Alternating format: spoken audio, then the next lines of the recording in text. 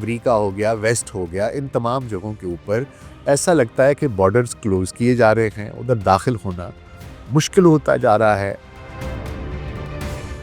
جو لوگ سوچتے تھے کہ ہم امیگریشن کر جائیں گے وہ نہیں ہو سکے گا، بہت مشکل دکھائی دیتا ہے، اور اگر ہوگا بھی 20 سال ایک ملک کے لیے اندر جا کے انتظار کریں اور اس کے بیچ میں وہ آپ کو کہیں نکال دیتے ہیں، کچھ ہو جاتا ہے تو اتنا بڑا رسک ہے کہ پوری زندگی داؤ پر لگانے کے مترادف ہے۔ تارکین وطن کے لیے غیر یقینی صورتحال ہو جائے گی۔ 20 سال کا انتظار، زبان سیکھنا، جڑوں تک جانا، ملازمتوں کو روکنا، یہ UN کی جو 1951 کے کنونشن میں جو انضمام کے مینڈیٹ کی خلاف ورزی لگتا ہے۔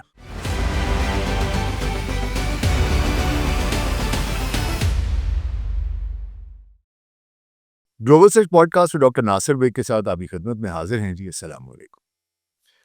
آج ایک ایسے ٹاپک پر آپ سے بات کرنا چاہتا ہوں جو پوری دنیا کو متاثر کر رہا ہے۔ ایک تو اگر دنیا میں دیکھیں تو ایسا لگتا ہے جیسے پولرائزیشن بڑھ رہی ہے، تقسیم بڑھ رہی ہے، برداشت جیسے لوگوں سے اٹھتی جا رہی ہے، رواداری کا فقدان ہے۔ وہ معاشرے جو کسی زمانے میں خود کو جمہوری کہتے تھے، وہاں بھی اب جمہوریت ایسے لگتا ہے کہ جیسے بہت دائیں کی طرف کھسکتی جا رہی ہے۔ بہت ریڈیکل ویوز ہیں، بہت ہی کنونشنل قسم کے ویوز ہیں، بہت کنزرویٹو قسم کے ویوز ہیں۔ تو اس تمام کے تناظر میں پالیسیز ہر جگہ پر بدل رہی ہیں۔ مشرق کو تو پہلے سے ہی کہا جاتا تھا کہ شاید اس میں فقدان ہے جمہوریت کا، حقیقی جمہوریت کا، اور مغرب اس کا چیمپئن سمجھا جاتا تھا۔ لیکن آج مغرب بھی بدل رہا ہے، تو سوچا آج مغرب بھر میں سیاست کو ایک نئی شکل دینے والے سب سے متنازع مسائل میں سے ایک پر بات کر لی جائے۔ جی ہاں، امیگریشن، اور امیگریشن کے تئیں رواداری کے بدلتے ہوئے رجحانات۔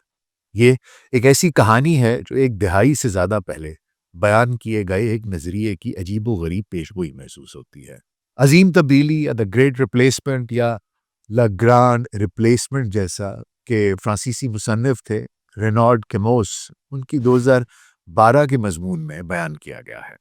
کیموس نے یورپ میں ایک جان بوجھ کر آبادیاتی تبدیلی کی وارننگ دی تھی، جہاں مقامی آبادی کو غیر یورپی تارکین وطن کے ذریعے آہستہ آہستہ تبدیل کیا جائے گا، جس سے ثقافتی شناخت اور سماجی ہم آہنگی ختم ہو جائے گی، جسے کبھی ایک معمولی سازش کے طور پر مسترد کر دیا گیا کہ کیا آپ تھرڈ بات کر رہے ہو کہ باہر سے لوگ آئیں گے اور پورا یورپ ہی بدل جائے گا۔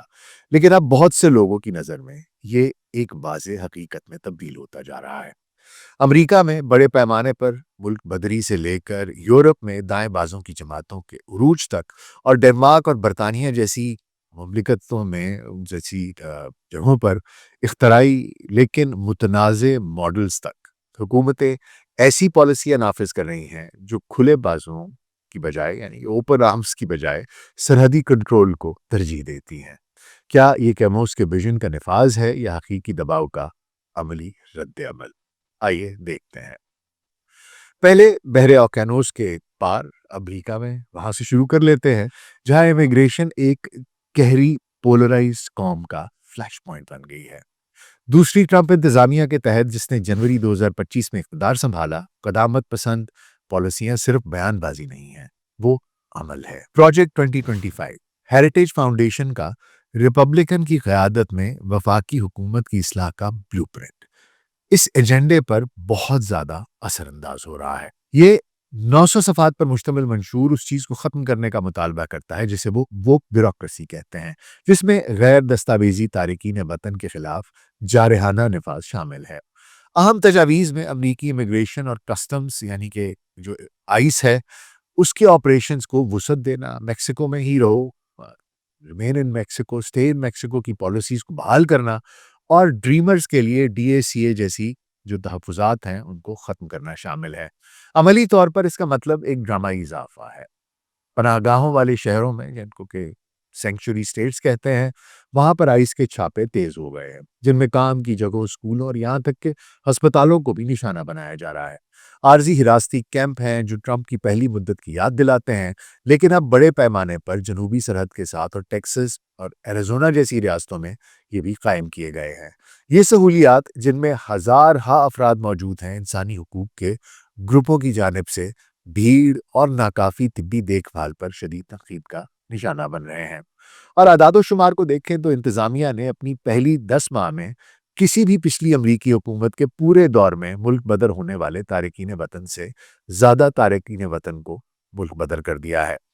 Department of homeland security DHS के सरकारी आदाद शुमार से पता चलता है कि नवंबर 2025 तक 2.3 मिलियन से ज्यादा अफराद को मुल्क बदर किया गया है, जो ओबामा दौर की जो सालाना मुल्क बदरियां थी उससे तजावुज कर गया, जो कि सालाना 4 लाख पर उससे ज्यादा पर खत्म नहीं हुआ था। ये मुबालगा आराई नहीं है, ये एक रिकॉर्ड रफ्तार है जो एग्जीक्यूटिव ऑर्डर के जरिए चलाई गई है, जो अंदरूनी नफाज और मेक्सिको जैसे ममालिक के साथ दो तरफा मुआहदों को तरजीह देते हैं ताकि वापस आने वालों को कबूल किया जा सके, जिनको वापस मुल्क भेजा जाता है। ये तो अमेरिका की बात थी जनाब, अब आइए जरा यूरोप पर भी नजर डाल लेते हैं। यहाँ भी कहानी हैरत अंगेज तौर पर उसी से बहुत मुमासलत रखती है, मिलती जुलती है, जिसमें इमिग्रेशन एक वाहिद मसले के मुहर्रक के तौर पर उभरा है, जो दाएं बाजू की जमातों को बेमिसाल ताकत दे रहा है। पूरे बरे आजम में इंतहाई दाएं बाजू की जो पॉपुलिस्ट जमातें हैं, सिर्फ वही फल फूल नहीं रही, बल्कि वो या तो हुकूमत कर रही हैं या पोल्स पर हावी बैठी हैं। हंगरी में विक्टर ऑर्बान की जो फीड्स पार्टी है, उसने 2015 से खारदार तारों से उसे बाढ़ और तारकीन वतन मुखालिफ कवानीन के साथ सरहदों को तकरीबन बंद कर दिया है। इमिग्रेशन को मसीही यूरोपियों के लिए एक वजूदी खतरा करार दे दिया है। इटली की जो जॉर्जिया मेलोनी है, वो जो ये 2022 से क़यादत कर रही हैं, इन्होंने समुद्री रास्तों से आमद को तकरीबन ख़त्म कर दिया है और पनाह के मामलात को अल्बानिया को आउटसोर्स कर दिया है, जिससे 2025 में इटली में इस तरह से आने वालों में 60% कमी हुई है। फ्रांस में मेरीन ली पेन की नेशनल रैली ने 2025 के अवाइल में सदारती इंतखाबात में सरे फहरिस्त मकाम हासिल किया, जिसमें तारकीन वतन की कसरत वाले जो मज़ाफ़ाती इलाकों में हुए फसादात से फ़ायदा उठाया गया है, उसको एक्सप्लॉइट किया गया है। जर्मनी की अल्टरनेटिव फॉर जर्मनी AFD वफाकी इंतखाबात में 20% तक पहुंच गई है। इनका इमिग्रेशन मुखालिफ प्लेटफॉर्म बढ़ते हुए जराइम के आदाद शुमार को इमिग्रेशन से जोड़ता है और जर्मनी में ये नज़रिया, ये बयानिया इस वक्त गूंज रहा है, चाहे वो मुनसिफाना हो या ना हो, लेकिन उनको इस वक्त पजीराई मिल रही है, मकबूलियत मिल रही है। यहाँ तक कि रिवायती तौर पर लिबरल स्वीडन में भी स्वीडन डेमोक्रेट्स अब हुकूमत को सहारा दे रहे हैं, गेटो कवानीन नाफिज कर रहे हैं, जो इंजमाम या मुल्क बदरी पर मजबूर करते हैं। बरतानिया ब्रेग्जिट के बाद नाइजल फराज उसके तहत रेफरेंडम यूके को 25% पर पोल कर रहा है। उनका किश्तियों को रोको का नारा ट्रंप की दीवार की बाजगश सुनाई देता है। इन तहरीकों को क्या चीज मुत्तहिद करती है? माशी दबाव, सकाफती तनज़्ज़ुली और सलामती के खतरात। ये इसकी जड़ के तौर पर इमिग्रेशन पर एक वाहिद तवज्जो दिलाते हैं। 2025 में यूरोपीय काउंसिल फॉर फॉरेन रिलेशंस के सर्वे से ये पता चलता है कि 65% यूरोपी अब इमिग्रेशन को मनफी तौर पर देखते हैं, जो एक दिहाई पहले 45% था। दाएं बाजू की मकबूलियत सिर्फ नजरिए की वजह से नहीं है, ये समझी जाने वाली अशराफिया की बेहिसी के खिलाफ एक रद्द अमल भी दिखाई देता है। जैसा कि कॉमो ने पेशगोई की थी अपने उस मजमून में, वोटर्स खुद को तब्दील शुदा महसूस करते हैं, रिडंडेंट महसूस करते हैं, समझते हैं कि शायद हमारी ज़रूरत नहीं है, हमें रिप्लेस कर लिया है इमिग्रेंट्स ने, ना सिर्फ आबादियाती तौर पर बल्कि सियासी तौर पर भी। बाएं बाजू की जमातें जो कभी कसीरुल सकाफती इक़्तिदार की चैंपियन थी, मेहनतकश तबके की हिमायत खो रही हैं, जिससे वो दोबारा सोचने पर मजबूर हैं। लेकिन एक मुल्क इस रुझान को तोड़ रहा है, डेनमार्क, जहां सेंटर लेफ्ट ने सूरत हाल को पलट दिया है।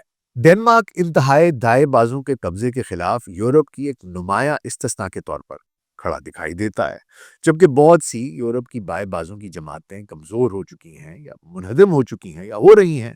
सोशल डेमोक्रेट्स की वजीर आजम मेटे फ्रेडरिक्सन के तहत 2025 तक 6 साल से ज्यादा अरसे से वो डेनमार्क में इक़्तिदार में है। उनका राज क्या है? एक बेरहम और सख्त इमिग्रेशन मौक़िफ़ जो पॉपुलिस्ट खतरे को बेअसर करता है। इसे समझने के लिए 2015 में जाना पड़ेगा, जब शाम की जंग और दीगर तनाज़ात के दरमियान 10 लाख से ज़ायद तारकीन वतन यहाँ पहुंचे। यूरोप का दूसरी जंग अजीम के बाद का पनाहगुज़ी निज़ाम, जो कम तादाद में इमिग्रेंट्स के लिए डिज़ाइन किया गया था, वो टूट गया।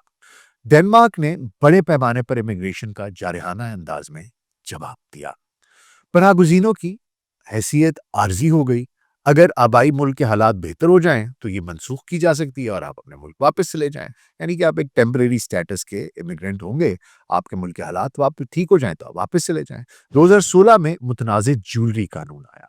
اس میں کیا تھا، اس نے پولیس کو پناہ گزینوں سے 10,000 ڈینش کرونر یعنی کہ تقریباً $1,500 سے زیادہ کی قیمتی اشیاء ضبط کرنے کی اجازت دی، تاکہ وہ اخراجات جو ڈینش حکومت نے آپ پر کیے ہیں وہ واپس لیے جا سکیں۔ ایک ایسا اقدام تھا جسے کہ ذلت امیز قرار دیا گیا، لیکن منصفانہ شراکت کے طور پر دفاع بھی کیا گیا اس کا۔ جب فریڈرکسن کی سینٹر لیفٹ اتحاد نے 2019 میں کامیابی حاصل کی تو انہوں نے پناہ گزینوں کی تعداد کو تقریباً 0 تک کم کرنے کا عہد کرتے ہوئے مزید سختی کی۔ خاندانی ری یونین کے جو قواعد ہیں ان کو سخت کر دیا۔ مثلاً جو شریک حیات ہے، اگر آپ کا شوہر یا آپ کی بیگم ڈنمارک میں ہے تو جو شریک حیات ہے اس کو سالوں انتظار کرنا پڑتا ہے، مالی استحکام ثابت کرنا پڑتا ہے، ایفیڈیوٹ دینا پڑتا ہے کہ جناب میں ان کا خرچہ اٹھا سکتا ہوں یا اٹھا سکتی ہوں، اور دونوں کو زبان کے ٹیسٹ پاس کرنا پڑتے ہیں۔ متوازی معاشرے اس کا کہ تاکہ غیر مغربی جو تارکین وطن ہیں ان کو انکلیو سے نکلنے کا کہا جاتا ہے، تاکہ ان کا جو ایک انٹیگریشن ہے اوورال پوری یورپین سوسائٹی میں وہ کی جا سکے، جیسا کہ آپ کو انگلستان میں دکھائی دیتا ہے، برمنگھم ہے یا اس طرح کے دوسرے علاقے ہیں جہاں پر کہ آپ چلے جائیں تو آپ کو لگتا ہے جیسے آپ ایشیا میں آ گئے ہیں، سب لوگ شلوار قمیضوں میں پھر رہے ہیں، سموسوں کی دکانیں، تو وہ کہتے ہیں ایسا نہیں ہے، آپ کسی ایسے علاقے میں نہیں رہ سکتے جہاں پر کہ خاص فیصد تناسب جو ہے آبادی کا وہ اس ایک خاص پرسنٹیج سے زیادہ نہ ہو امیگریٹس کا، تاکہ آپ پوری کی پوری سوسائٹی میں انٹیگریٹ ہو سکیں، نہ کہ آپ اپنا ایک 1.5 انچ کی مسجد بنا کر بیٹھ جائیں۔ ڈنمارک کا جو نقطۂ نظر ہے یہ غیر معذرت خانہ طور پر امتیازی ہے۔ کس طرح سے یہ بھی میں آپ کو بتاتا ہوں۔ دیکھیں، روس کے 2022 کے حملے سے فرار ہونے والے یوکرینینز جو ہیں ان کو تو فوراً مستقل پناہ ملتی ہے۔ اب یہ ایک اتنی بڑی ڈائیکوٹمی ہے اور اتنی بڑی دوغلا پن ہے، میں کیا کہوں اسے، کہ یوکرینینز کو تو فوراً مستقل پناہ مل جاتی ہے، لیکن شامی پناہ گزینوں کی حیثیت کو کم کر دیا گیا ہے، کیونکہ شام کے کچھ حصے جیسے ہی وہ مستحکم ہوئے انہوں نے ان کو کہا جی آپ واپس چلے جائیں۔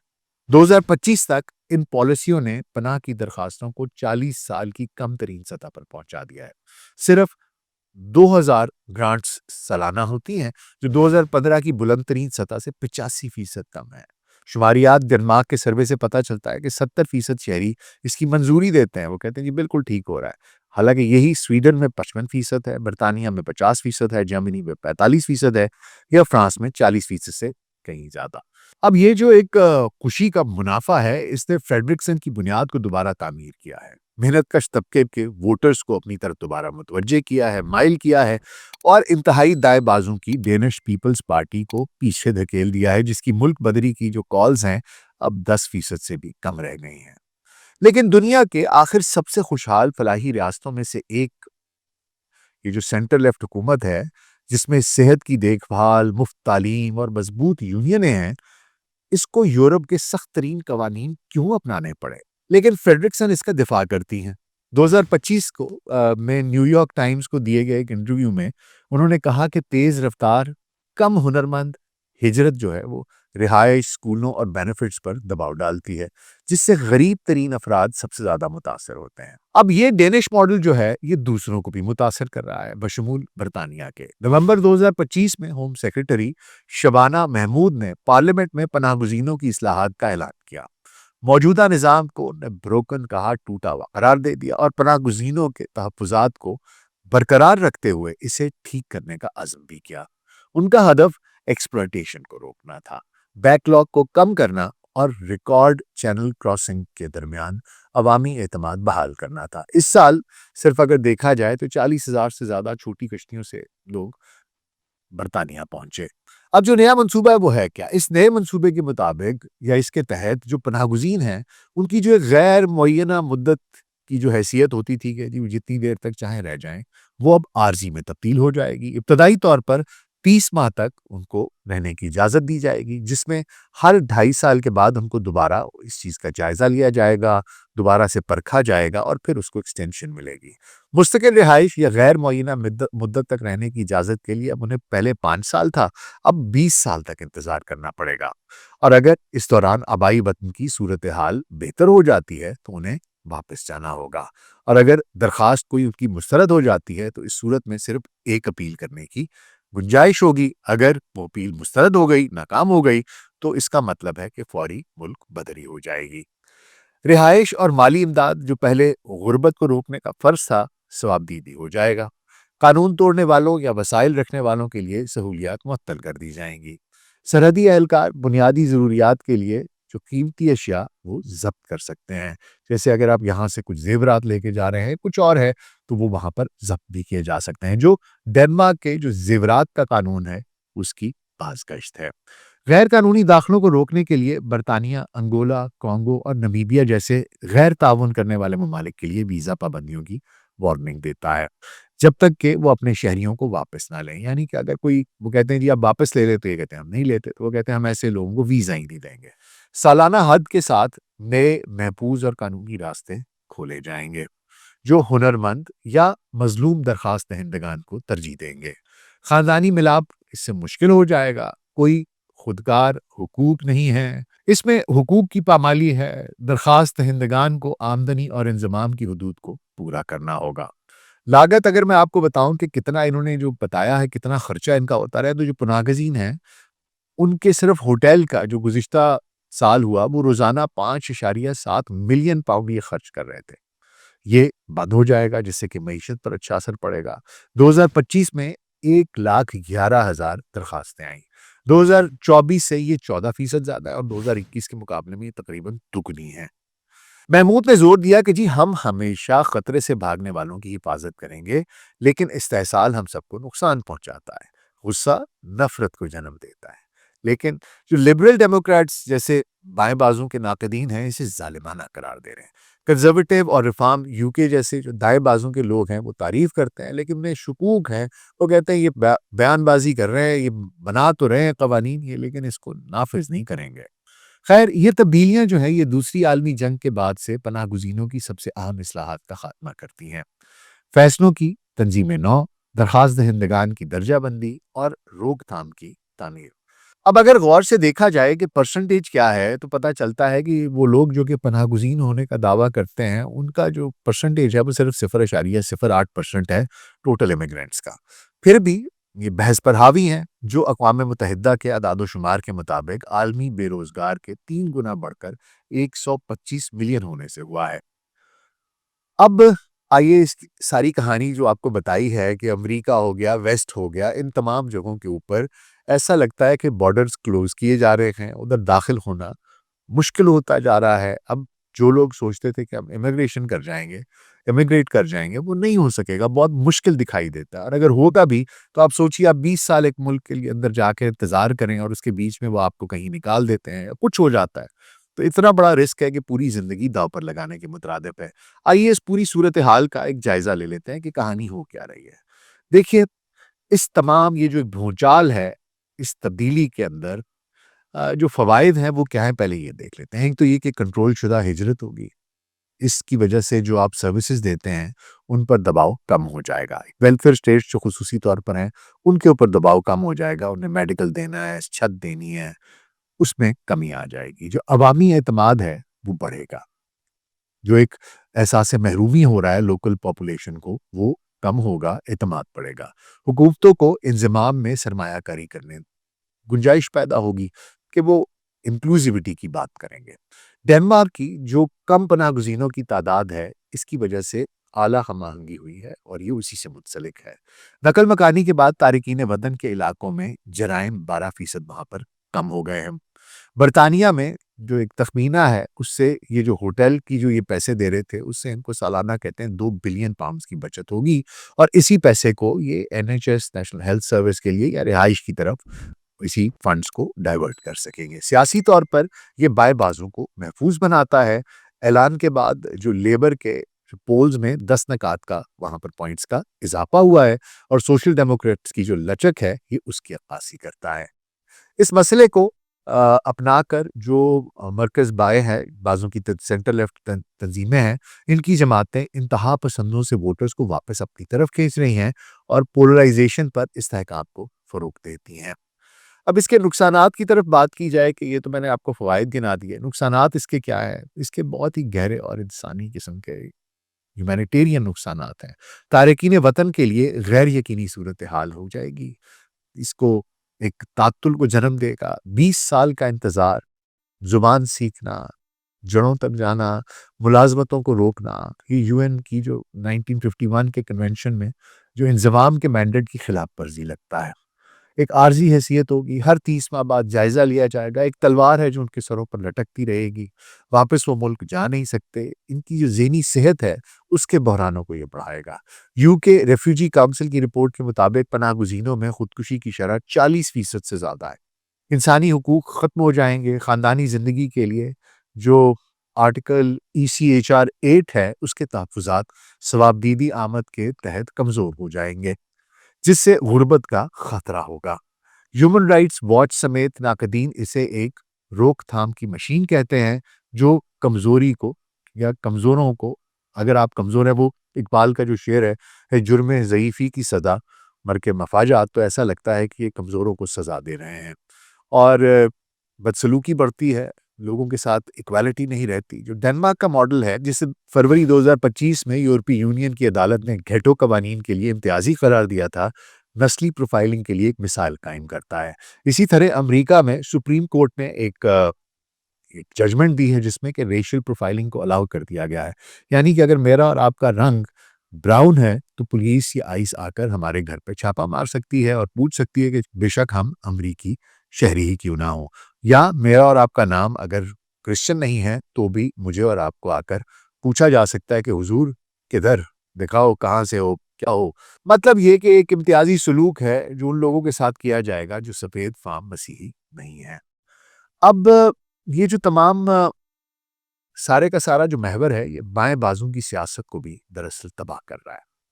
ایک روایتی طور پر کثیر الثقافتی ووٹرز کو وہ یہ کہتے ہیں کہ جناب ہمارے ساتھ دھوکہ ہو رہا ہے.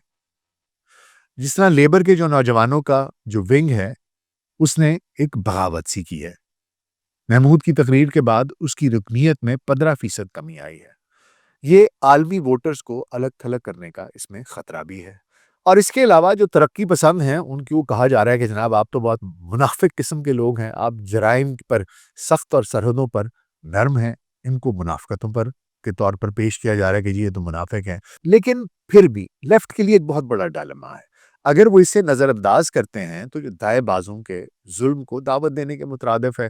جیسے بے قابو AFD ہے یا ریفارم، یہ بڑے پیمانے پر بے دخلی کا مطالبہ کر سکتے ہیں، جیسے کہ ہنگری کے 2025 کے خود مختاری ایکٹ نے کیا تھا جس میں 5,000 قانونی طور پر مقیم تارکین وطن کو ملک بدر کر دیا گیا تھا. اب ڈر یہ ہے کہ اگر یہ اس طرح نہیں کرتے، اپنے آپ کو اڈیپٹ نہیں کرتے تو رائٹ ونگرز آ جائیں گے. اور رائٹ ونگرز تو کہتے ہیں کہ جو قانونی امیگریشن ہے اس کو بھی ختم کر دو. جو لوگ قانونی طور پر ہجرت کر کے پراپر امیگرنٹس ہیں، لیگل امیگرنٹس ہیں، ان کو بھی اپنے ملکوں میں واپس بھیج دو. تو اگر لیفٹ اپنے آپ کو اڈیپٹ نہیں کرتا، اپنے آپ کو چینج نہیں کرتا اور غیر قانونی تارکین وطن کے اوپر کریک ڈاؤن نہیں کرتا تو جو قانونی تارکین وطن ہیں، جو قانونی امیگرنٹس ہیں، لیگل امیگرنٹس ہیں، ان کے اوپر بھی خطرہ ہے. دراصل اس کے پیچھے کا پس منظر دیکھیں اگر تو یورپ نے، برطانیہ نے، انہوں نے چاہے 19ویں صدی ہو، 20ویں صدی ہو، 18ویں صدی ہو، انہوں نے نوآبادیاتی نظام قائم کیے رکھا. ان کی نوآبادیاں تھیں، ان کی کالونیز تھیں جن پر یہ حکومت کرتے رہے. ان ملکوں کو جا کر انہیں لوٹا. پھر جب وہاں سے چھوڑ کے آئے تو وہاں پر ایسے سیاسی نظام چھوڑائے، ایسی مملکتیں، ایسی شہنشاہیاں چھوڑائے جو کہ اس علاقے کو ترقی نہ کرنے دیا جس نے. اس کے علاوہ آپ پوری دنیا میں دیکھ لیں، جتنی بھی جنگیں اور آمریتیں ہیں وہ ویسٹ کی حمایت کے بغیر پیدا نہیں ہوتی. عراق ہو، لیبیا ہو، افغانستان ہو، اس میں امریکی مداخلت، اس کی کون اس کو ڈینائی کر سکتا ہے. اور یہی پناہ کے سب سے بڑے ذرائع بھی ہیں. 2001 سے اب تک 38 ملین افراد کو ان جنگوں کی وجہ سے یہ بے گھر ہوئے ہیں. UNHCR کے مطابق سعودی عرب کو یورپ کی ہتھیاروں کی فروخت یمن کے بحران کو ہوا دیتی ہے، جس سے سالانہ 20,000 یمنی وہ آ کے اسائلم سیک کرتے ہیں. شام میں پراکسی تنازعات نیٹو اتحادیوں کی حمایت سے ہو رہا ہے. 13 ملین افراد کو اس کی وجہ سے بے گھر ہونا پڑا. اسی طرح چاہے پاکستان ہو، چاہے افغانستان ہو، یہاں پر بھی لوگوں کے کچھ سیاسی اختلافات رہتے ہیں. جس طرح پہلے کسی زمانے میں پیپلز پارٹی زیر اطاعت ہوتی تھی، پھر کچھ عرصے کے لیے نون لیگ آئی، ابھی پی ٹی آئی ہے۔ اب جو ان کے سیاسی ورکر ہیں وہ بھاگ کر بھی وہاں چلے جاتے ہیں۔ بہت سے لوگ سمجھتے ہیں کہ جناب ہم اس میں ہمارا کیونکہ نظریاتی اختلاف ہے، سیاسی اختلاف ہے، اس لیے ہم یہاں پر نہیں رہ سکتے، اور کریک ڈاؤن ہوتا ہے تو وہ بھاگ جاتے ہیں۔ اور اعداد و شمار یہ بتاتے ہیں کہ پاکستان 2024 میں برطانیہ کی درخواستوں میں سر فہرست ہے۔ 10,500 درخواستیں اسائلم کی پاکستان سے موصول ہوئی ہیں، اور اس کے بعد پھر افغانستان ہے اور پھر ایران ہے۔ دونوں ممالک میں آپ وہاں پر بھی دیکھ لیں، وہاں پر تو اس سے بہت زیادہ حالات خراب ہیں، لیکن یہاں پر بھی ایک پولیٹیکل پولرائزیشن ہے، جس کی وجہ سے لوگ یہاں سے، جن لوگوں کے ایک اسٹرانگ اسٹرکٹ قسم کے پولیٹیکل ویوز ہیں، وہ کہتے ہیں کہ ہم یہاں نہیں رہیں گے، وہ جا رہے ہیں۔ اب اگر آپ افغانستان کو دیکھیں تو وہاں پر امریکی انخلاء کے بعد طالبان کے دوبارہ عروج اور مغربی قرضوں سے منسلک آئی ایم ایف کی کفایت شاری سے پیدا ہونے والے جو معاشی اثرات ہیں، اس سے پریشان ہو کر بھی لوگ جا رہے ہیں۔ پاکستان میں صرف اور صرف سیاسی مسائل نہیں ہیں، یہاں پر بھی اب آئی ایم ایف جس طرح کے رولز بناتا ہے، جس طرح کی چیزیں بناتا ہے، اس کا پاکستان کی معیشت پر بہت گہرا اثر ہو رہا ہے۔ اس کی وجہ سے بھی لوگ بھاگتے ہیں۔ پاکستان، افغانستان، ایران میں بھی آپ کو پتا ہے کہ ایک اسٹرکٹ ریلیجیس رژیم ہے، جس کی وجہ سے لوگ بھاگتے ہیں۔ سب کچھ بند ہے، ادھر بھی اکانومی بہت مشکل ہے۔ اس کے علاوہ جیسا کہ میں نے آپ کو بتایا، یورپ کا صرف یہی جرم نہیں ہے، انہوں نے جو نوآبادیاتی نظام قائم کیے رکھا 19ویں 20ویں صدی پر، یہ تمام بھی ان کا قصور بنتا ہے۔ تو بات یہ ہے کہ اگر آپ کاز کے لیے ذمہ دار ہیں تو جو اس کا ایفیکٹ ہے اس پہ اپنا حصہ لینے کے لیے کیوں بھاگتے ہیں؟ وہاں پھر آپ کو خوف آتا ہے۔ ادھر سے آپ یہ ملک کئی صدیوں تک لوٹتے رہے، ہندوستان کو لوٹتے رہے، آپ نے کیا کیا نہیں کیا، اور اب اگر یہاں کے کچھ امیگرینٹس وہاں جاتے ہیں تو آپ کو تکلیف ہوتی ہے۔ ستم ظریفی یہ ہے جی، مغرب جو زیادہ تر جتنا بھی پوری دنیا میں جتنا بھی عدم استحکام ہے، یہ اس کا معمار ہے۔ اب جب اس کے نتائج آئے ہیں تو اس کے خلاف ان کو ڈر پڑ گیا ہے کہ اس کا، اور ابھی تو بہت اشر اشیر کچھ پرسنٹیج ہے، 0.08% میں نے آپ کو بتایا، یہ اس سے بھی گھبرا گئے ہیں اور کہتے ہیں کہ جی ہم پالیسیاں سخت کر لیں گے۔ کیوں؟ کیونکہ ان کے اپنے لوگ بیکلیش دے رہے ہیں۔ یہ علیحدہ بات ہے کہ ان کے اپنے لوگ نہ تو خود کام کرتے ہیں، نہ اس طریقے سے پڑھتے ہیں، جو پڑھتے ہیں کام کرتے ہیں انہیں ان چیزوں کی پرواہ نہیں ہے۔ اب کیا ہو رہا ہے؟ اب یہ پالیسیاں سخت کر رہے ہیں، حدیں مضبوط کر رہے ہیں، واپسی بھیج رہے ہیں، جن لوگوں کو یہ سمجھتے ہیں کہ جناب یہ ہم نہیں رکھیں گے، واپس بھیج رہے ہیں، روک تھام کر رہے ہیں۔ تو جو بیچارے لوگ بے گھر ہیں یا جنہیں اپنے وطن میں وہ نہیں رہ سکتے، تو وہ کہاں جائیں گے؟ کوئی آپشن باقی نہیں رہتا۔ آئی پی سی سی کے مطابق 2030 تک صرف موسمیاتی ہجرت میں 200% اضافہ ہوگا۔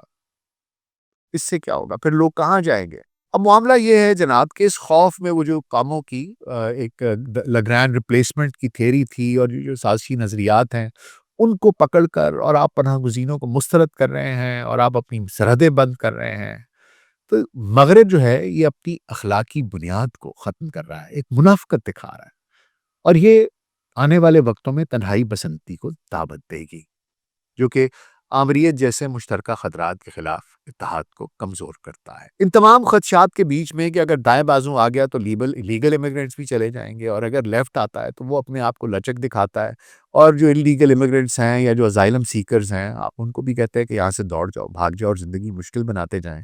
یہ کہاں پر ٹریڈ آف ختم ہوگا؟ کیا یہ برطانیہ اور ڈنمارک کا جوا درست ہے؟ کیا اس سے ان کے لوگ خوش ہو رہے ہیں، ان کے ملک میں خوشحالی آئے گی؟ اور کیا یہ انسانی حقوق کی خلاف ورزی کے زمرے میں تو نہیں آئے گا؟ وہ لوگ جو اپنے ملکوں سے تنگ ہو کر پناہ مانگ رہے ہیں، سیاسی پناہ مانگ رہے ہیں، نظریاتی پناہ مانگ رہے ہیں، ان کو انکار کر کے کیا ہم ان کو مایوسی کی طرف، موت کی طرف تو نہیں دھکیل رہے؟ یہ ایک فائن لائن ہے جی، اس کو کس طریقے سے اڈاپٹ کیا جائے گا یہ تو آنے والا وقت بتائے گا، لیکن جو مجھے دکھائی دے رہا ہے نوشتہ دیوار یہ ہے کہ آپ جس ملک میں ہیں وہیں پر اپنا نظام پیدا کریں، وہیں پر اپنے لیے کامیابی ڈھونڈیں، اپنے ملک کو اپنا ملک سمجھیں، جیسا بھی ہے وہیں پر رہ کر اس کے ساتھ لوئل ہو کر، اس کے ساتھ محب وطن ہو کر اسی مٹی کے اندر اپنا نام پیدا کریں اور اپنے ملک کو اور اپنے قوم کو ترقی کی طرف لے کے جائیں۔ مغرب کے راستے آہستہ آہستہ آہستہ آہستہ بند ہوتے جا رہے ہیں، یہاں سے ہجرت کرنا بے حد مشکل ہو جائے گا، شاید وہ اپنے تہیں درست بھی ہیں۔ ہم اپنے ملک کو، اپنے قوم کو اوپر کیوں نہ لے کے جائیں؟ انشاءاللہ چیزیں ہر جگہ پر بہتر ہو جاتی ہیں۔ محنت کرنے کی ضرورت ہے، اپنا مقام بنانے کی ضرورت ہے۔ مغرب پر میرا بھی خیال ہے کہ مستقبل میں رعایت کرنا حماقت ہوگی، وہاں پر جو لوگ جائیں گے بھی ان کی زندگیاں مشکل ہوں گی۔ یہ ایک میرا تجزیہ ہے، آپ کا اس بارے میں کیا خیال ہے مجھے کامنٹس میں ضرور بتائیے گا۔ اپنا خیال رکھیے گا، شکریہ۔